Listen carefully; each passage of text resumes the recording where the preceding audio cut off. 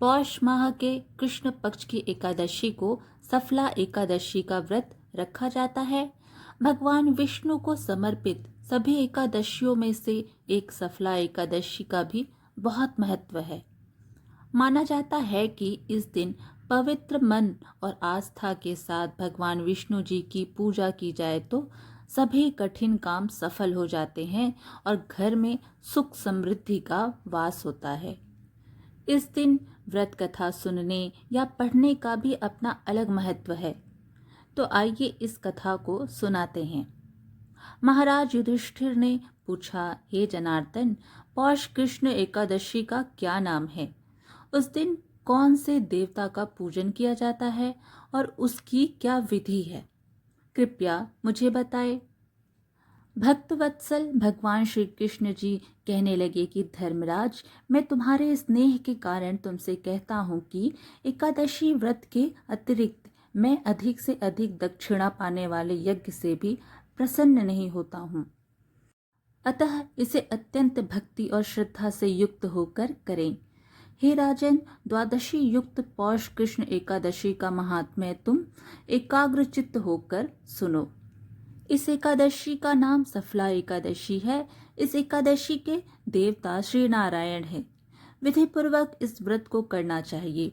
जिस प्रकार नागों में शेष नाग, पक्षियों में करुण, सब ग्रहों में चंद्रमा, यज्ञों में अश्वमेध और देवताओं में भगवान विष्णु श्रेष्ठ हैं, उसी तरह सब व्रतों में एकादशी का व्रत श्रेष्ठ है।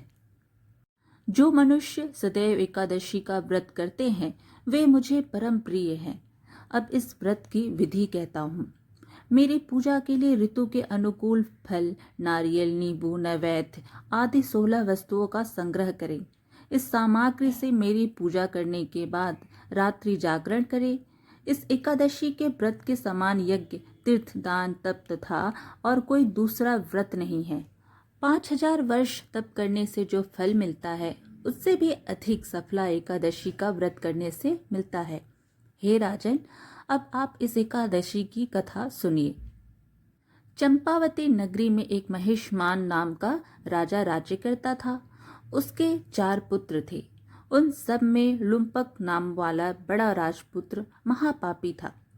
वह पापी सदा पर स्त्री और वेश्यागमन तथा दूसरे बुरे कामों में अपने पिता का धन नष्ट किया करता था। सदैव ही देवता, ब्राह्मण, वैष्णवों की निंदा किया करता था। जब राजा को अपने बड़े पुत्र के ऐसे कुकर्मों का पता चला तो उन्होंने उसे अपने राज्य से निकाल दिया। तब वह विचारने लगा कि कहाँ जाऊं, क्या करूं। अंत में उसने चोरी करने का निश्चय किया।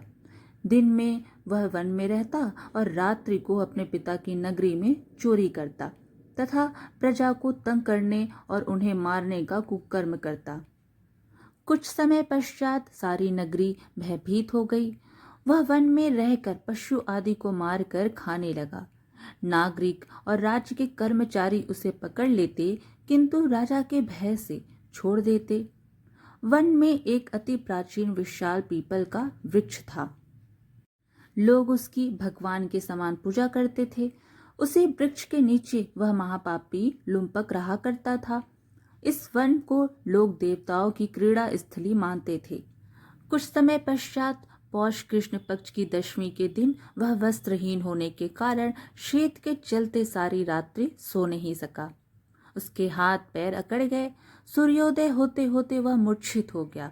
दूसरे दिन एकादशी को दोपहर के समय सूर्य की गर्मी पाकर उसकी मूर्छा दूर हुई। गिरता पड़ता वह भोजन की तलाश में निकला। पशुओं को मारने में वह समर्थ नहीं था, अतः पेड़ों के नीचे गिरे हुए फल उठाकर वापस उसी पीपल वृक्ष के नीचे आ गया।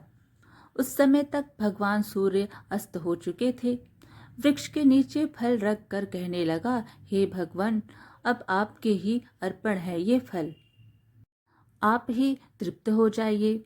उस रात्रि को वो दुख के कारण रात्रि को भी नींद नहीं आई।